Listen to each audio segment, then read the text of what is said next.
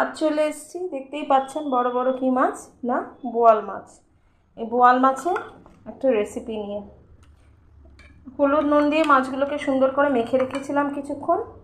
এবার কড়াইতে সর্ষের তেল নিয়ে নিয়েছি, খুব ভালো করে কিন্তু গরম করবেন তেলটাকে। আর এখানে একটা কথা বলে রাখি, বোয়াল মাছ যেহেতু আমাকে ঢাকনা ব্যবহার করতেই হবে, না করলে গায়ে ছেটার একটা সম্ভাবনা থাকে। আমি একটা একটা করে মাছ ছেড়ে দিচ্ছি। মাছগুলো হালকা করে এপিট ওপিট ভেজে নিয়েছি, বেশি কড়া ভাজিনি। বেশি কড়া ভাজলে কিন্তু বোয়াল মাছের তেলটা বেরিয়ে যাবে, ভালো লাগবে না। আর নিয়ে নিয়েছি কিছুটা পেঁয়াজ কুচি আর কাঁচা লঙ্কা, এটা মিক্সিতে ভালো করে পেস্ট করে নেব। পেস্টটা কিছুটা হয়ে এলে এর মধ্যে আমি সর্ষে দিয়ে, আমি আজকে একটু কালো সর্ষেই দেবো, আপনারা চাইলে সাদা সর্ষে দিতে পারেন। সর্ষে দিয়ে আমি একটা মশলা বানিয়ে নেব। তার মধ্যে দেবো একটু হলুদ, একটু নুন।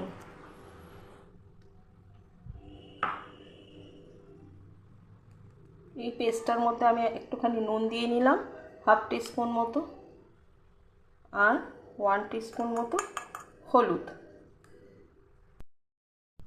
এবার আমি কিছুটা মশলা বার করে নিলাম, নিয়ে এর মধ্যেই আমি সর্ষেটা দিয়ে দিচ্ছি। কেন কি স্প্লিট করতে পারে বাটনাটা, তাই আমি মশলাটা কিছুটা কমিয়ে নিলাম। এই যে আমার বাটনাটা সম্পূর্ণ রেডি, এটাও আমি পেঁয়াজ বাটাটার মধ্যে বার করে নেবো একসাথে। এবার রান্নাটা করা যাক। আমি কিন্তু এই মাছ ভাজার তেলটার মধ্যেই আর একটু সর্ষের তেল দিয়ে নিলাম। একটু সর্ষের তেলের পরিমাণটা বেশি আছে, কেন সর্ষে বাটা দিয়ে করব তো, পেঁয়াজ বাটাটা আছে। পেঁয়াজ বাটাটা আমার কুক হতে তেল লাগবে। তো আছে, গরম করতে বসিয়ে দিলাম। তেলটা সম্পূর্ণ গরম হয়ে গেলে আমি তেজপাতা ফোড়ন দেবো। আপনারা যেইভাবে আমাকে ভালোবাসা দিচ্ছেন, এগিয়ে নিয়ে চলতে সাহায্য করছেন, আমি আরও ভালো ভালো রান্না আপনাদেরকে দেখাতে চাই, শেখাতে চাই। আমার সাথে থাকার জন্য অসংখ্য ধন্যবাদ। মুখটা দেখাতে পারি না, তার কারণ আমি নিজেই ফোনটা ধরে নিজেই ভিডিওটা করি। এখন আমার তেলটা গরম হয়ে গেছে, আমি তেজপাতা ফোড়ন দিয়ে দিচ্ছি। এবার হাফ টিস্পুন মতো চিনি ছড়িয়ে দিলাম। প্রথমে আমি পেঁয়াজ আর লঙ্কা বাটাটা দিচ্ছি।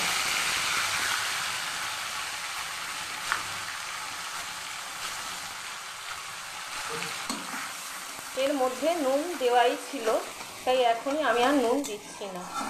কাঁচা লঙ্কাও দেওয়া আছে আর নুনও দেওয়া আছে। আর একটু অল্প পেঁয়াজ বাটায় লাস্টে আমি যে সর্ষেটা দিয়ে বাটলাম, ওটা আমি একটু পরে দেব।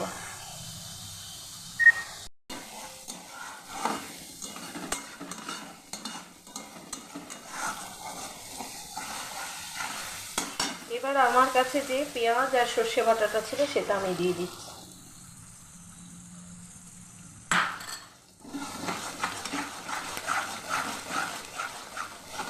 মশলাটা বেশ সুন্দর করে কষা হোক, ফিরে আসছে। সঙ্গত বলে রাখি, যেহেতু কাঁচা লঙ্কা দিয়ে দিয়েছিলাম অনেকটা পরিমাণে, তাই ঝালের প্রয়োজন আপনারা বুঝে দেবেন। ঝালটা আপনাদের স্বাদ মতো, ঝাল নুন আপনাদের স্বাদ মতো। তাও আমার বাড়িতে একটু যেহেতু শুকনো লঙ্কার গুঁড়ো খাওয়া হয়, আমি খুব সামান্য পরিমাণে দিলাম, যেহেতু অলরেডি আমি কাঁচা লঙ্কা দিয়েছি।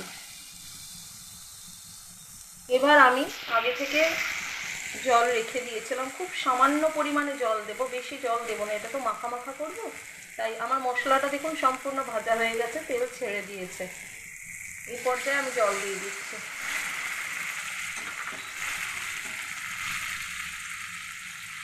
মোটামুটি ছোটো বাটি 1.5 বাটি মতো জল আমি দিয়ে দিলাম। এবার ঝোলটা ভালো করে বাড়ন্ত আছেই ফুটবে। ফুট এলে আমি বলছি কী করবো। ঝোলটা খুব সুন্দর করে ফুটে এলে এবার আমি মাছগুলো ছাড়বো। সম্পূর্ণ ঝোলটা ফুটে এসছে, এবার আমি এক এক করে মাছগুলো ছেড়ে দিচ্ছি। মাছগুলো দিয়ে খুব ভালো করে ফুটিয়ে নিতে হবে, কেন মাছের ভেতরে তো তেল মশলাটা ঢুকতে হবে। তাই একটা ফুট এলে আমি একটু কমিয়ে দেবো। কমিয়ে দিয়ে আমি ঢাকা চাপা দেবো না, আমি আলগাই রাখবো। কমিয়ে 5 মিনিট ফুটাবো। এর উপর থেকে আমি একটু চেরা কাঁচা লঙ্কা দিয়ে দিলাম। সবাই জানেন সর্ষে বাটা হলে একটুখানি কাঁচা লঙ্কা দিয়ে, যদি আমরা বাঙালিরা কাঁচা লঙ্কাটা চেপে খাই, দুর্দান্ত কাঁচা লঙ্কার ফ্লেভারটা সর্ষে বাটার সাথে দারুণ সুন্দর যায়, সেই জন্যই দেওয়া। আপনারা চাইলে কাঁচা পাকা লঙ্কাও দিতে পারেন। আঁচটা আমি কমিয়ে দিয়েছি, এভাবে হালকা হালকা আছে, পরিমাণ মতো নুন দিয়ে দিয়েছি। এই পর্যায়ে কিন্তু নুন ঝালটা দেখে নেবেন, কেন এখন মাছের ভেতর আস্তে আস্তে মশলা টশলাগুলো ঢুকবে। আমি একদম কম আছে 5 মিনিট এটাকে ফুটাবো। ব্যাস, আমার বোয়াল মাছের তেল ঝাল রেডি।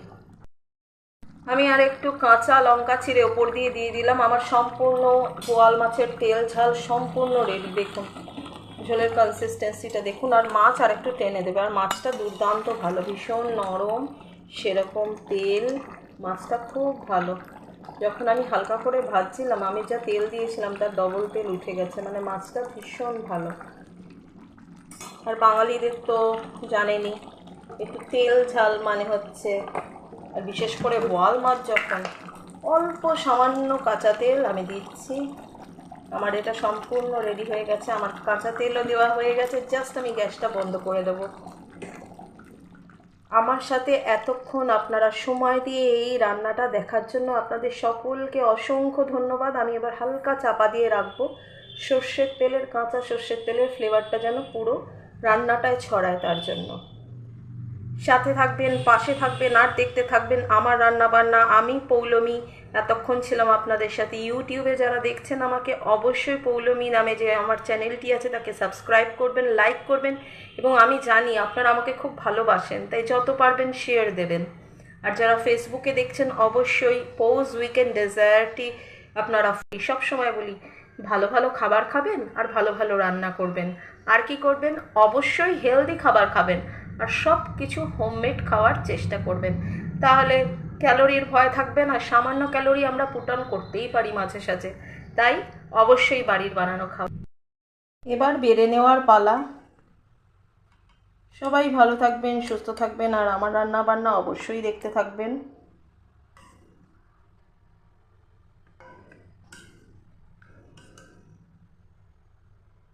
কেমন লাগলো আমার রান্না অবশ্যই জানাতে ভুলবেন না।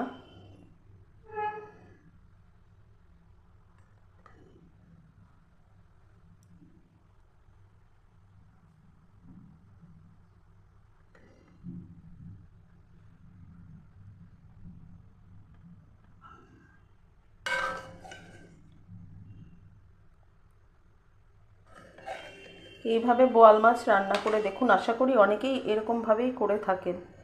তাও জানাতে ভুলবেন না। সবাই ভালো থাকবেন, সুস্থ থাকবেন, আর দেখতে থাকবেন আমার রান্না বান্না। আমি পৌলমী এতক্ষণ ছিলাম আপনাদের সাথে। আজ করলাম বোয়াল মাছের তেল ঝাল। বোয়াল মাছের তেল ঝাল একদম রেডি। জিভে জল আসছে কি না কোনো ব্যাপার না, একটু বাড়িতে বানিয়ে ফেলুন চটপট, আর গরম ভাতে আর কিচ্ছু লাগবে না, এই দিয়েই জমে যাবে।